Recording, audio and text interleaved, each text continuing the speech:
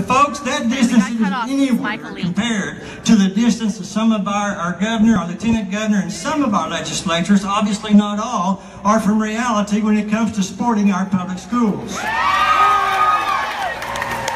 Now, I had to watch a film of Ronald Reagan this morning. The only reason you could go to our little town, and then I'll go talk about Ronald Reagan, the only reason you drive through our little town is if you're going 21 miles north to the little town in Oklahoma to the National Cow Chip Throwing Contest. Now, I listened to this clip on Ronald Reagan this morning that talked about the platform his adversaries were running on, and he called them that great big pile of stinky, smelly stuff that turns to fertilizer. In the Texas Panhandle, we call that cow chips. So that's what I want to focus my talk on this morning.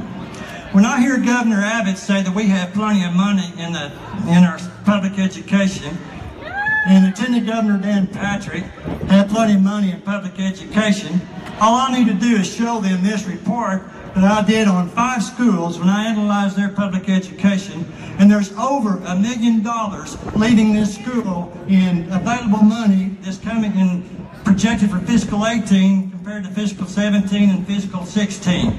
$1 million, folks, that's a big number in anybody's budget, especially a small rural school. So when I hear them stand up and say that, I kind of get to thinking of cow chips. I want to tell you some other numbers. There's 103 unfunded mandates since 1995. And I want to quote a report from the Texas Association of School Boards compared to and the Texas Association of School Administrators. And Governor Abbott stands up and says his $1,000 pay raise is not an unfunded mandate.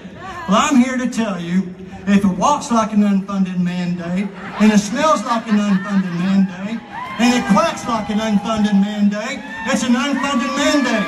And for you to say anything else, it smells like a fresh pile of cow chips.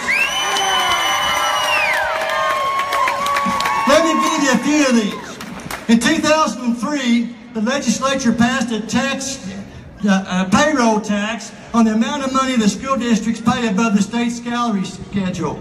In 2005, they increased that rate. And in 2013, they started taxing school district payroll for the amount of money that's found in the state salary schedule. And I'm here to tell you, if you start taxing the taxing entities, and then say you don't raise taxes because they had to raise taxes to meet your mandate, that's how you lie to the people and say you didn't raise taxes, but you actually raised taxes, and then you run for president.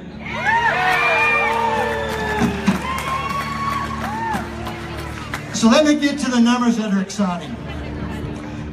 In the first primary election, Dan Patrick led that election by 174,000 votes.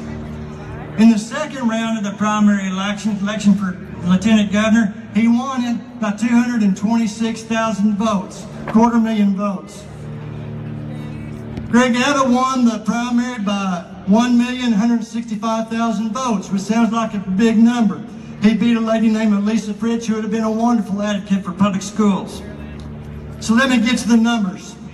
In the last primary, I developed this little concept I named the power of 10. And it's already been mentioned a little bit. If 10 people will call 10 people, and 50% of them join and call 10 people, and 50% of them join and call 10 people, then in about the, let me find my place, the 7th generation, or the 10th generation, there are 2,800,000 votes. Well, I said, what if 50 people started this? In the 6th generation, there are 2,300,000 votes. How does that number stack up against the number that they won their elections? Now let me count. Are there more than 50 people here? Oh, definitely. Well, I did a little research. And Dan Patrick evoked the I Have a Dream speech by Martin Luther King Jr. when he talked about reforming public education. I'm sorry, but using one of the greatest speeches of all time in our country to talk about destroying our public schools and our communities, well, guess what that smells like? A fresh pile of cow chips. So So let me tell you a little bit about my vision. And folks, it's seriously a vision. I hit to my head, it's driving me crazy. I have a vision of leaders standing up. And those leaders are going to bring the people, all the people, even those who are against us and those who are for us. And they're going to include educators. And they're going to bring them in. And they're going to design an educational system. This is going to be a lot of work, but the foundation has already been laid. Just go watch the speech given by Mary Ann Whitaker to the State Board of Education and watch about that foundation. These leaders are going to rise up. I see them. And they're going to bring people in. And they're going to develop a good way to fund public education. And they're going to invite all these people to the table. And if they don't cooperate in either instance, they're going to invite them to leave. They're going to come up with a solution. My vision, it includes people like us going to our organizations. And those organizations are going to give us the opportunity to make presentations. And we're going to talk about getting out the vote and the power of 10. We're going to talk about doing that and getting people out to vote and reach that 2.5 million votes. So here's my challenge. 3 challenges. First one's to you. Will you call 10 people this week and tell them about this organization? And tell them to join, and tell them to call 10 people. Will you do that again next week? And will you do that again the week after? My second challenge, Governor Abbott, do what you need to do. I've been hired as an interim superintendent to try to keep my little district from going bankrupt. And when I get back, I'm going to talk to the Board of Education about financial exigency, and we're going to start looking at positions we can cut, unless you do something to help save our schools. Open this special session up and dip into your fund balance like you told us to do, and do what you need to do to save our public schools. My third challenge, Lieutenant Governor Dan Patrick. My third challenge to Danny Scott Gold, also known by somebody else's name, Dan Patrick, is for you to do what's right by our public schools. Dip in your fund balance like you asked me to do to these public schools, and do what you need to do for public education. And then carry on my challenge to both of you, then run an honest campaign. Tell the good people of this state you're going to do vouchers. Tell the good people of this state you're going to try to privatize public education. And then let the people vote for them, because these leaders of which I spoke, they're going to, in my vision, they're going to develop that school finance in 2 or 3 parts of it, and they're going to put it out to the people of the state of Texas and let them vote on it. Power of 10. Call 10 people.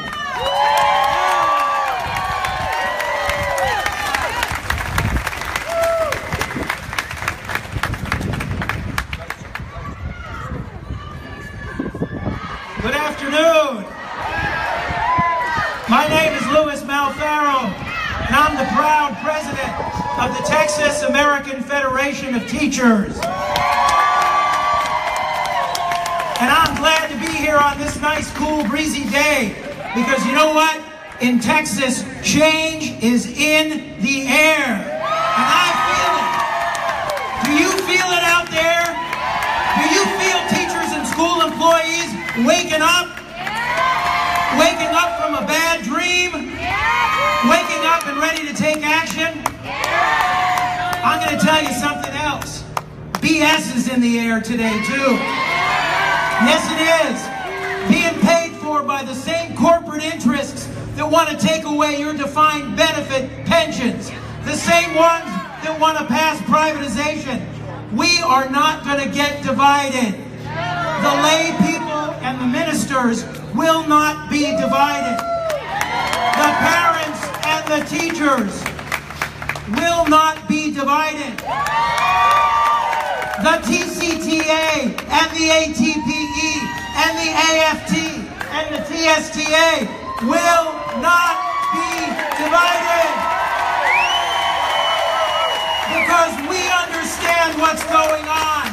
And in our hands are the 10% of American children that go to our public schools. And we know them.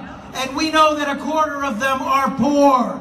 And we know that a third of them live with parents, at least one, who's an immigrant. And we know that every year we absorb another 85,000 of them into our awesome, growing public school system. And because we're smart, and because we read, we know that the state demographer Steve Murdoch told the legislature 15 years ago, your new generation of kids doesn't look like your old generation. And if you don't change the trend line on who goes to college, this state is going in the garbage can economically. And we are on the front lines of that economic fight right now. And we know what the problem is. We do, over a decade, flat funding. Over the last decade, these folks back here not doing their part. So much so that less than 40% of what gets spent in schools is state funding now. So who's been making up the rest of it?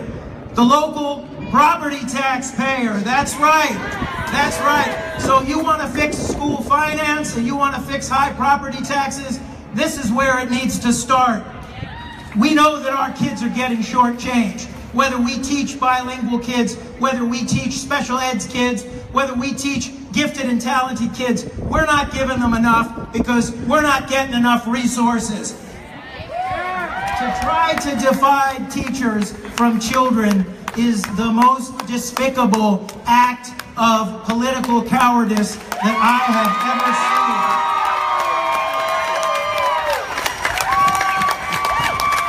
But that's what you do when your strategy is to demonize and then to use over-testing to prove failure where failure does not exist, and then to privatize. We also understand that there's another problem here in Texas. Our body politic right now is divided in two factions. And it's not Democrats versus Republicans. And God bless my Republican brothers that are standing up here with us today, who are real leaders in the push for public education. And I don't see Brother Dan Flynn, but he was here earlier. And there is no more righteous fighter for your defined benefit pension system than Dan Flynn. These are Republican leaders doing right by kids and doing right by teachers. No, it's not rural versus urban. It's not rich versus poor. It's not Jew versus Christian versus Muslim or any other faith. It's not men against women. It's those of us that understand and honor the vital role played by public education in our communities, in our state, and in our democracy. And then it's those who don't. So Governor Abbott has had quite a week. He's had quite a week. You know, he launched his big 2020 blindness campaign. It's Governor Abbott's 2020 blindness campaign. See no need, hear no need. But it was great window dressing for his announcement to run for re-election. And then there's Dan Patrick's press conference. Full of sound and fury and signifying nothing. Dan Patrick wants you to make bricks without straw. And he wants our school districts to give us a pay raise, but he doesn't want to give them the money to do it. Dan Patrick likes to quote the Bible. And since I've been hanging out with Charlie Johnson, I find myself turning to the good book more and more. And when I look at my Bible, it says this: beware of false prophets who come to you in sheep's clothing, but inwardly are ravenous wolves. You will know them by their fruits.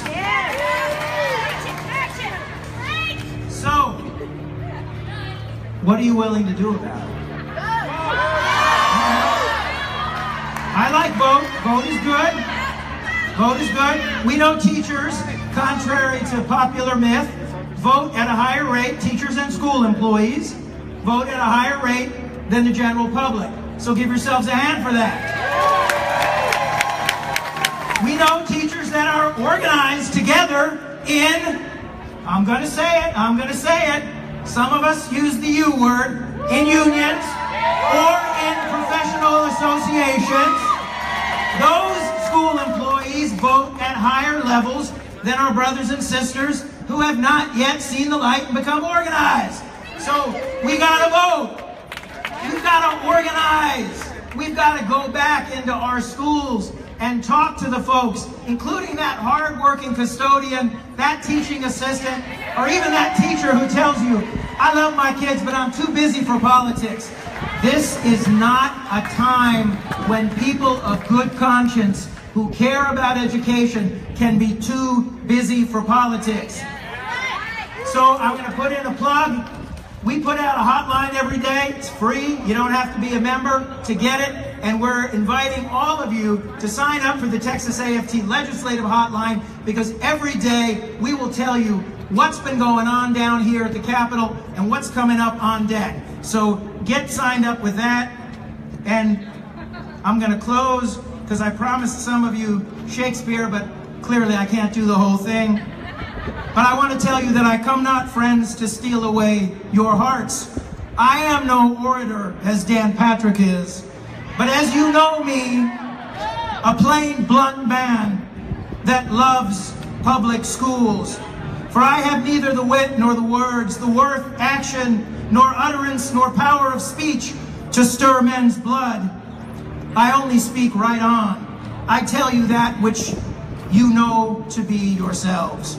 Show us your sweet young minds and hearts, Texas public schools, the neediest among us, and bid them speak for me. But were I Dan Patrick and Patrick me, there would be a lover of public schools, would ruffle your spirits and put a tongue in every wound of public education that should move the stones of Texas to rise and mutiny.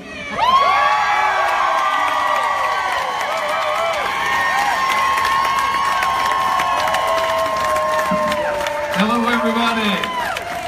My name is Gary Godsey. I'm the Executive Director for ATPE. I'm here today to represent the largest independent association, educators association in America, not just in Texas. Why are we here today? My members are fed up.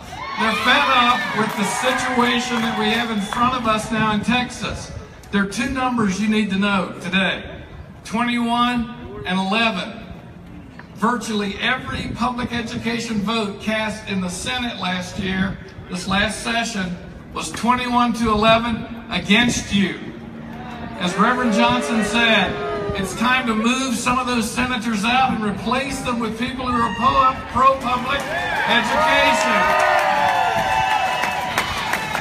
When my staff asked me to come today and speak, I thought, what really motivates me to stand before you, who I respect so much? And it was one thing that really turned the tables for me this year. I've been working in this work now for almost 40 years.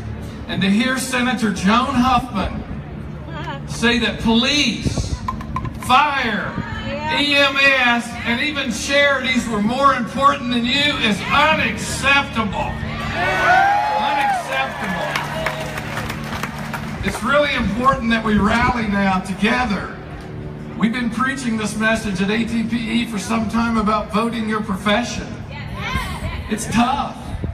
It's tough when you take a look at some of the social issues and perhaps some of the public education issues. But it's time when you are being forced into a corner every day by some of the politicians. And I'll echo what was said here earlier. These folks in the House, most of them are our really close friends. Thank God for them. Thank God for what they continue to do.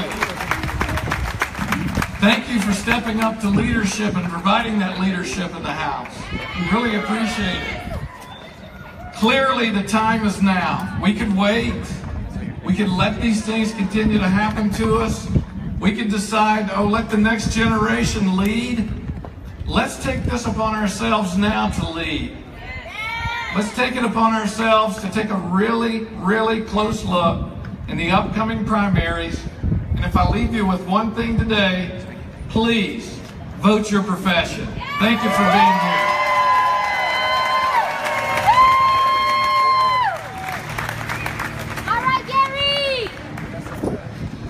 Hello everyone, my name is David Dickert. I am not a teacher, but I'm a student. I've been through the public education system.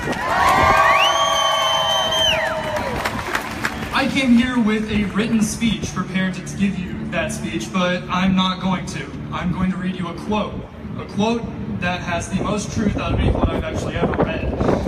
An investment in knowledge pays the best interest.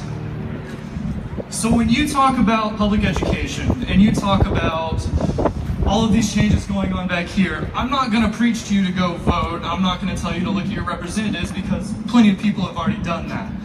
I'm going to give you a story, my story. When I was a freshman and sophomore in high school, I wasn't the best student. I had people tell me that I wasn't going to amount to anything and that I was going to do nothing with my life and probably end up in jail. But here's what happened. I had an amazing teacher, like you, like all of you. She told me to not listen to what anyone ever said and to do what I loved. This was my speech and debate teacher, Miss Bodie. I joined speech and debate and I loved it. And now I'm able to talk in front of a crowd of what looks to be about 800 people. My numbers may be off, but it looks big. What I'm here basically to tell you is that I took that motivation, I carried on, I got into college because of my dedication to my schoolwork and because teachers like every single one of you supported me and believed in me and pushed me forward to succeed. Even my professors in college. I come from Nacogdoches here today. Nacogdoches, the reason I wanted to go to school here is because the teachers in this county love their students. They support their students, and we have one of the oldest and most well-established colleges of education on campus. But, with that being said, we don't have a lot of students who are wanting to become teachers. There's a reason for this. The reason is why all of you are standing out here right now. Even though people love to teach, I love to teach. But it turns us off of that profession because of all of these budget cuts, these borrowings, these decreases in pay. Testing, there you go. My point is we need more teachers. We need to invest in the future. Cutting programs like theater, speech and debate, sports, newspaper, choir, band will cut off creativity from the next generation.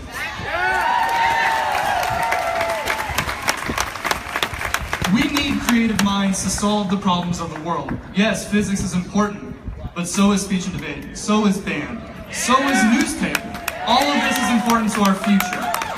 And if we cut those programs, you're really cutting off that investment you just made to those students. You're treating them unfairly, and teachers are being treated unfairly as well. So that is why we need an increased school budget. Through all of that what I've just said, I'm actually very happy that I met the teachers that I did and I went to the school that I went to. I went to Midlothian High School, south of Dallas. I loved it there, the teachers supported me, and I thank all of you for coming out here in this glaring heat to stand up for what you believe in and to help students all across Texas. Thank you.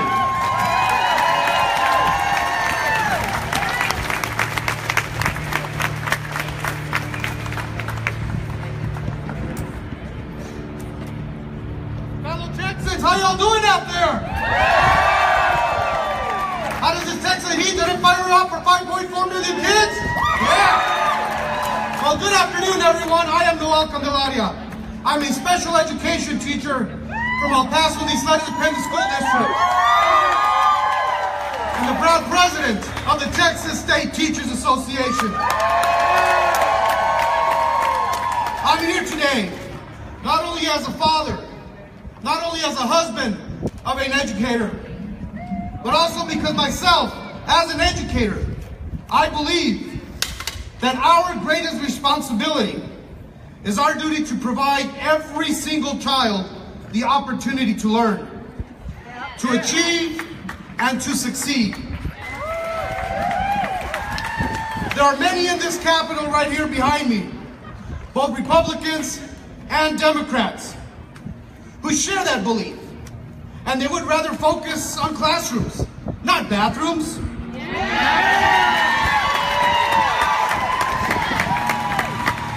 However, there's others that say that there is no more state money for public schools, but they want to pay for vouchers.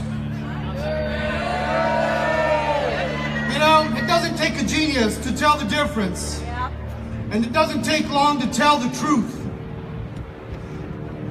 Lieutenant Governor Patrick, teachers know that a bonus is not a pay raise. And Governor Abbott, why not have the state pay for a real teacher's pay raise? You know, we've got more than $10 billion sitting in the rainy day fund, doing nothing. We have the money. So why does the state pay for only 38% of the cost of public education? Why does Texas spend $2,500 less per pupil than the national average? You know, a majority of our teachers have to work a second job and spend hundreds of dollars out of their own pocket for classroom supplies. Why won't the state pay for a real teacher's pay raise when we make $6,300 less than the national average?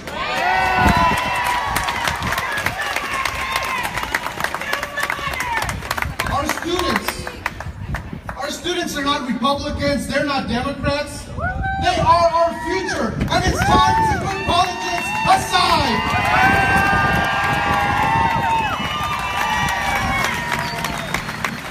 You know, the real moral issue facing this legislature is not bathrooms.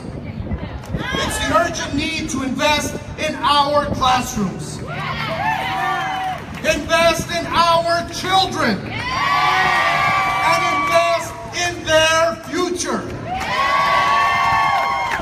Together, as I see all my brothers and sisters and fellow educators out there, together we can make the difference. And together we must make a difference. It's time for our state leaders to get out of the bathrooms and give every child the opportunity to attend a great public school. Now let's get up and stand up for public schools. Stand up for public schools. Stand up for public schools. Stand up for public schools. Stand up for public schools. Stand up for public schools. Stand up for public schools. Stand up for public schools. Stand up for public schools. Stand up for public schools. Hello, everybody. My name is Sim Lee. I'm the Executive Director of the Texas Retired Teachers Association. Do we have any retired teachers out there today? Do we have any teachers that want to retire someday? Are we sick and tired of people filing bills that are going to take away your retirement someday? Retired teachers sent more than 250,000 emails into this Capitol in less than 24 hours. Not because their pension was going to be taken away, but because it was a threat on your pension. The retired teachers of Texas are standing in the gap for our teachers. More than 45,000 school employees leave our schools every year. And if you're an administrator, you know what I'm talking about.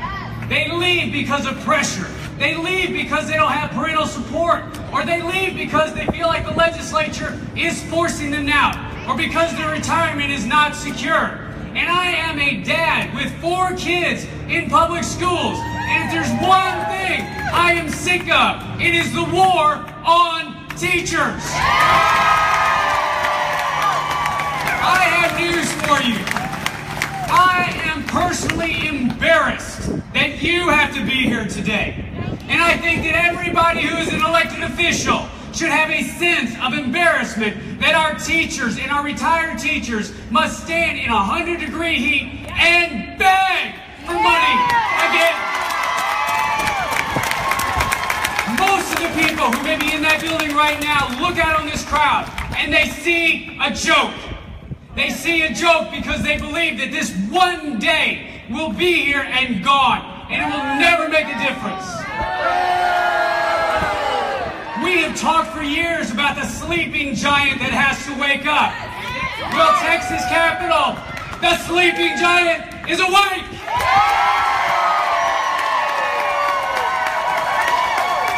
It's not just about voting people out, it's about keeping some people in. And there's some folks right over here that need to be kept in the Texas legislature. Our retired teachers know that we had a war on our health insurance system. Did you know that if you retire as a legislator, if you vest in the legislature pension fund, you're going to have free health insurance when you retire? Do you know that your spousal coverage is going to be subsidized at 50%? Listen, I don't have a problem with elected officials getting something for their public service. I don't. It is hard. It's so easy to stand up here and criticize elected officials, but it is really hard to be one of them. Right. What I have a problem with are elected officials that say they have a problem with you having those seats. About 3 weeks ago, I had some groups in Nacogdoches, and they started talking about standing up and supporting our efforts today. And about a week later, another group, about 800 people showed up in Longview. And they said enough is enough. And I say enough is enough.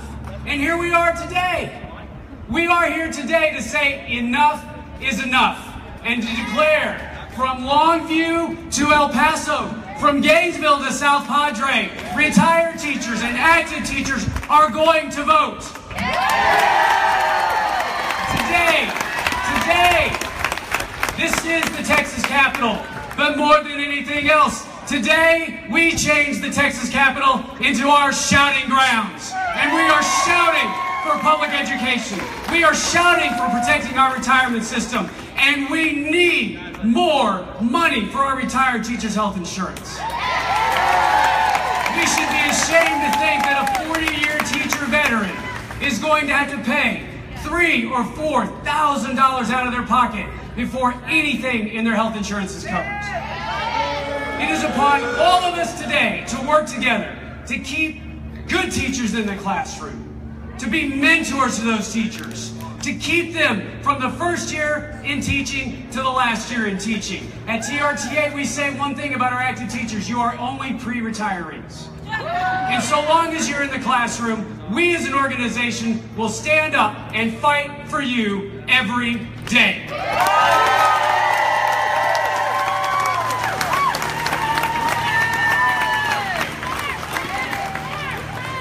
If today isn't firing you up, your wood is wet. I want to thank Troy. Thank you so much for organizing this today. My name is Blake Cooper. I'm the Executive Director for Friends of Texas Public Schools. We're an organization that's been around for 13 years, founded by Scott and Leslie Milder. And what we do is we promote public education across the state of Texas.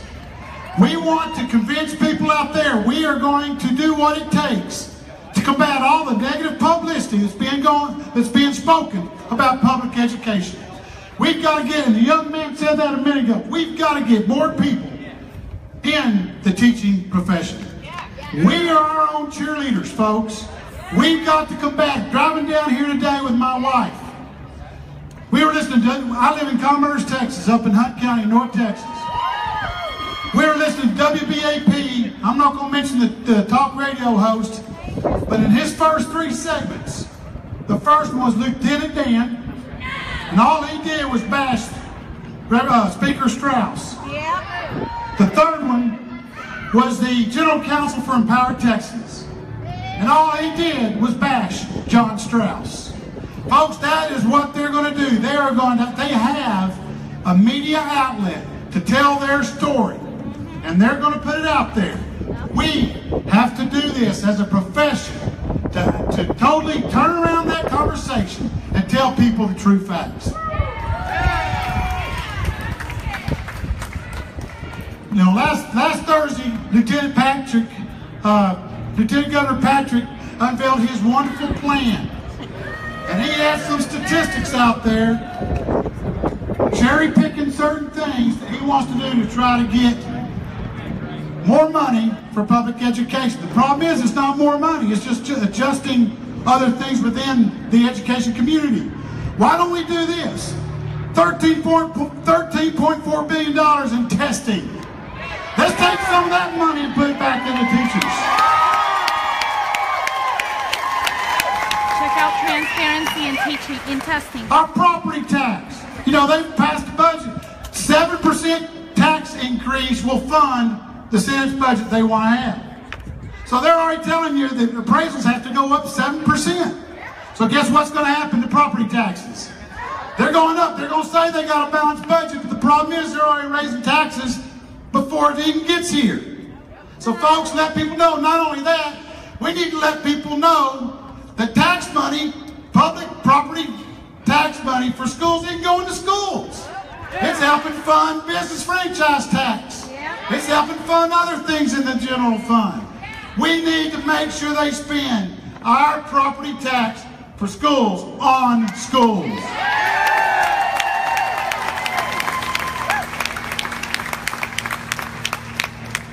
I spent 22 years in the classroom. I'm a retired educator. I just spent, my 365 days is up at the end of this month for my first year. 33 years as an educator, 22 years as a classroom teacher and a coach. And I will never forget this. The day that I told my mother, my parents were educators, my grandparents were educators. And the day I told my mother that I was going to become an administrator, she looked at me and she said very simply, Blake, I'm proud of you, but don't forget where you came from.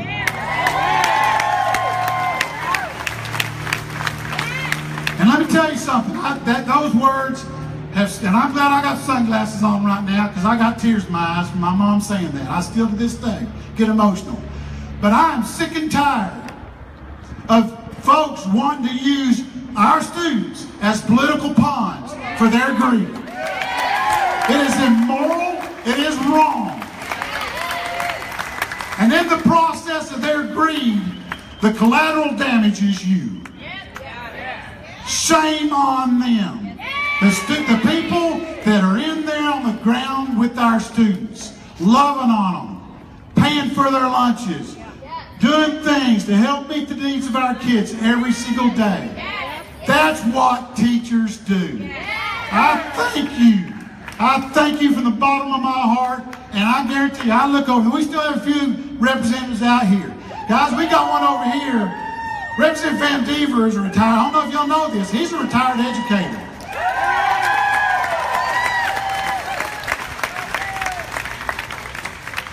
He's a retired superintendent from New Boston. Now, you're not going to find a better friend of public education than Representative Gary Van Dever.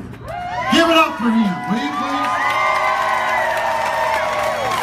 But what we've got to do is we've got to encourage these guys right over here. I just met Ernest Bell. We've got to encourage them because I guarantee you they're going to get attacked by people from the air and from the ground. And we have got to encourage them to stand strong and let them know we're to support them.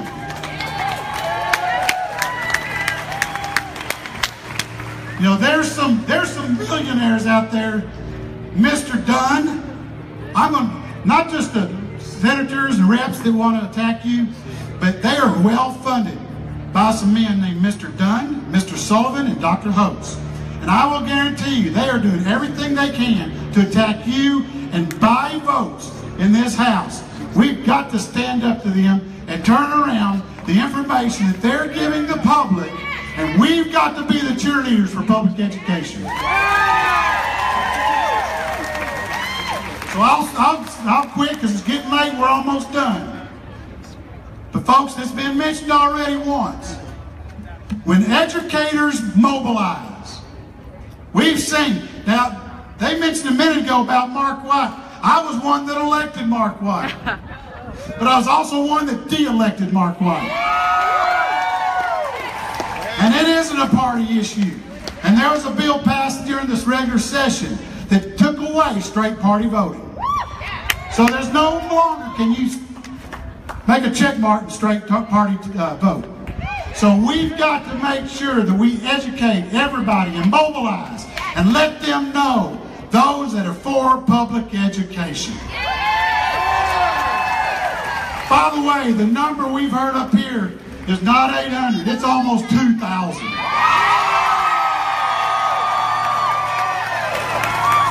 2,000 plus the number of 10, power of 10, I guarantee you, we can make a difference. And let's continue to do that. Thank you.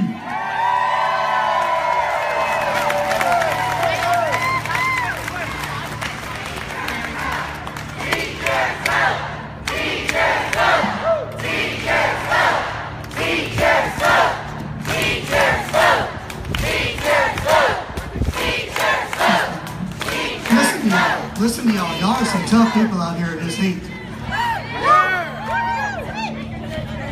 You can. We have been, but I tell you what, y'all are something. Now, I'm a little bit different. I'm going to change things up. My name is Chris Macy. I'm a policy specialist with the Coalition of Texans with Disabilities. Well, thank you. I'm also the parent of 2 children who are both in public school. Now, my daughter goes to school just about a mile down this Congress here, down the street. My son about 4 blocks that way. My daughter's in a magnet program, GT. She does very well. It's a good program. My son over here, he's in special ed. Now, he's 7 years old, going to advance to 2nd grade. And I got to tell you, he doesn't get the resources that he should. That's right. Now, I'm here today because I think I have a unique perspective to share with y'all. Because I know parents who are frustrated, they're angry, they're mad about the quality of their special education in public schools. But that does not mean that they want a nebulous and expensive alternative.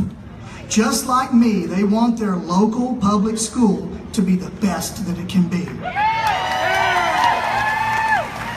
They want legislators to focus their energy on real-world, person-focused solutions, not these diversions and these lies and the political rhetoric. For decades, some of our Texas legislators have systematically starved our school funds. They've hurt and put onerous regulations on people like you. They've added burdensome administrative paperwork. They've even created a testing industry in order to prove that good schools aren't very good. And as soon as you can prove you're a good school, they'll change it up like the A to F and show that your school is no longer performing. Well, this has to stop. I'm here today to ask the Texas legislature to stop starving our schools. Stop attacking our teachers. Stop the willful neglect of children with disabilities, especially those in special education. For God's sakes, just stop it with the lies, the untruths, and all the divisive words and actions. And last of all, I'm asking Governor Abbott, Lieutenant Governor Patrick, to stop using my child with a disability as a tool to pass your voucher programs.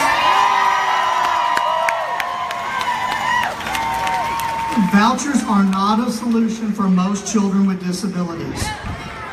Texas needs legislators who can put as much energy and time into reforming special education as they have been in diverting resources and attentions to the little pet voucher projects. We need special education reforms. We need innovative and useful co-teaching programs so you teachers will have some help when you need it.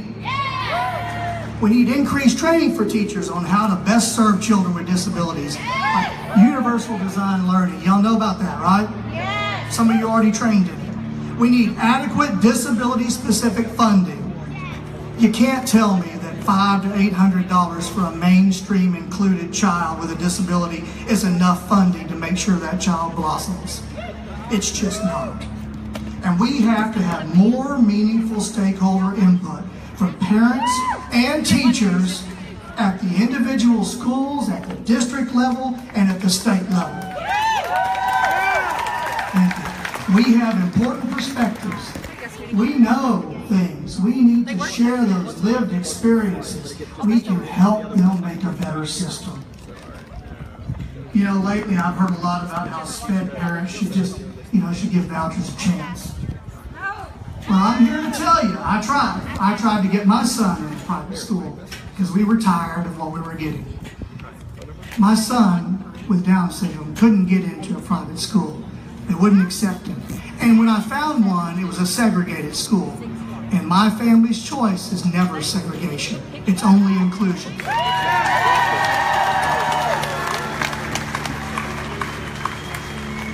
Private schools are not a viable option for 99.5% of children with disabilities.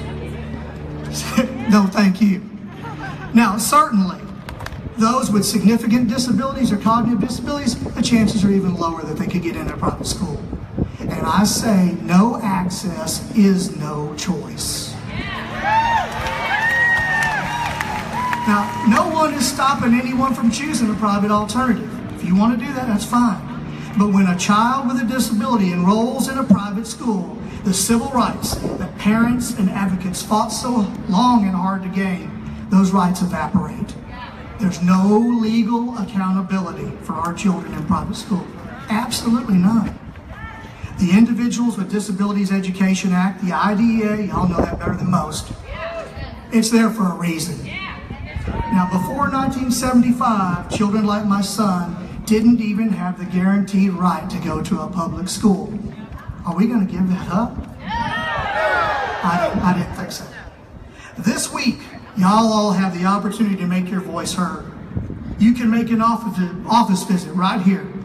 You can go into your office right now and talk to your legislators, whatever district you're in. Now, you can call them, call your representative, call your senator. If you can't call them, I know it's a busy summer, send them an email. Of course, you could also be here on Wednesday and Thursday when we know, even though they haven't posted it because they only have a 24-hour posting, that they're going to be having committee hearings.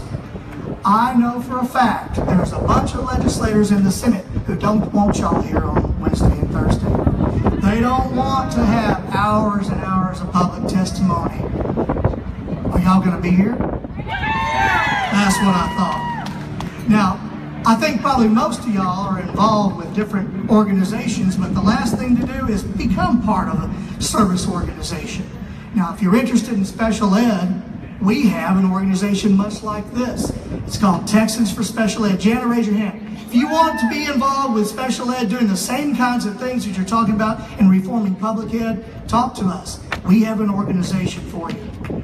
Either way, whatever y'all decide to do, make your voice heard. Vote. Vote for the people who care about you and who actually back it up with actions. Because we know a lot of people who don't. We know who they are. You've been talking about them and every time booing their names. Make sure you vote. Vote in the primaries. Thank y'all for coming out today. Wave at everyone. I don't think I've seen 2,000 people.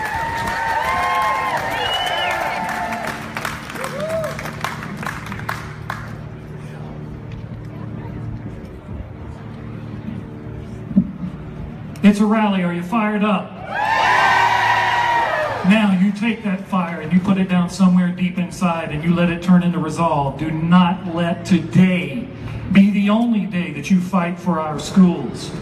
And I'll guarantee you this, if you will do that, if you will take that fire and you will store it away, it may be hot out here right now. It's going to get a lot hotter right inside those doors.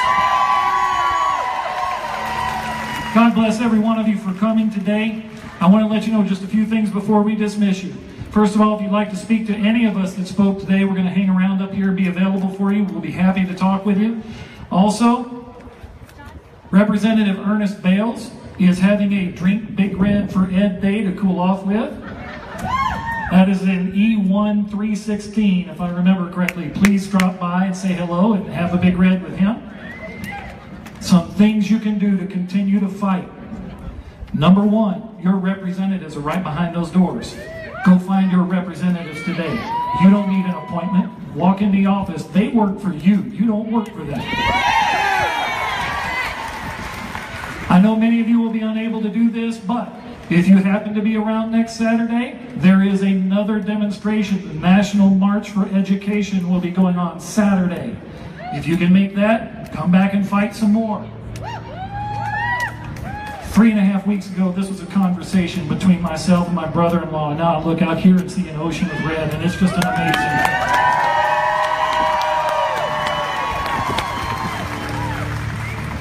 God bless you all, and sick 'em.